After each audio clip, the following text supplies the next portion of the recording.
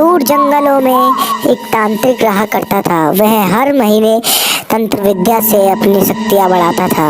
वह दुनिया का सबसे बड़ा तांत्रिक बनना चाहता था। ओम ह्रीं क्लीं चामुंडाय नमः। ओम। हर पूनम की रात को बलि देने के बाद मेरी शक्तियाँ और दुगनी हो जाए। बस 2 पक्षियों की बलि देने के बाद मैं अमर हो जाऊंगा। और उसी जंगल में शिमला और टिनटिन नाम के 2 पक्षी रहा करते थे। दोनों में काफी अच्छी चिड़िया बोली, अरे बहन, सुनने में आया है कि जंगल में एक तांत्रिक रहता है। वह शक्तिशाली बनने के लिए हर पूनम की रात को हर एक चिड़िया की बलि चढ़ाता है। टिनटिन चिड़िया बोली, ये बात है तो शिमला बहन, हमें सावधान रहना पड़ेगा, क्योंकि सुनने में आया है कि वो तांत्रिक हर पूनम की रात को है। शिमला चिड़िया बोली, ठीक है टिनटिन बहन, आप पास वाले गांव से कुछ सब्जियां ले आओ, लेकिन ध्यान रखना शाम होने से पहले लौट आना। फिर टिनटिन चिड़िया चल पड़ती है गांव की तरफ।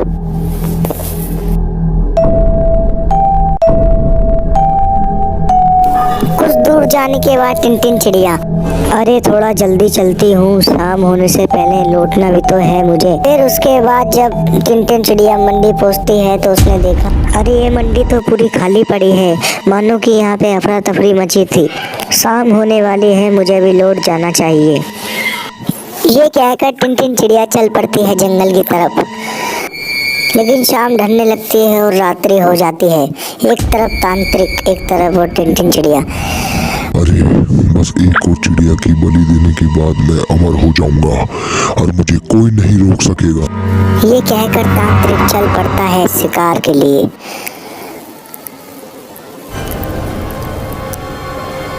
तांत्रिक इधर उधर घूमता और शिकार की तलाश में पूरा जंगल छानता।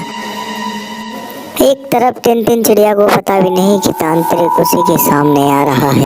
फिर वह एक दूसरे के सामने आते हैं और तांत्रिक बोला, ये चिड़िया तो खुद नीचे आती है कि मैं तुझे तंत्र विद्या से नष्ट कर दूं। इतना कहकर तांत्रिक उसे जादू से पिंजरे में बंद कर देता है और अपनी गुफा में ले आता है। कुछ देर बाद तांत्रिक बोला, हो, बस एक और चिड़िया, उसके बाद मैं दुनिया का सबसे तांत्रिक बन जाऊंगा, फिर मुझे कोई नहीं रोक पाएगा।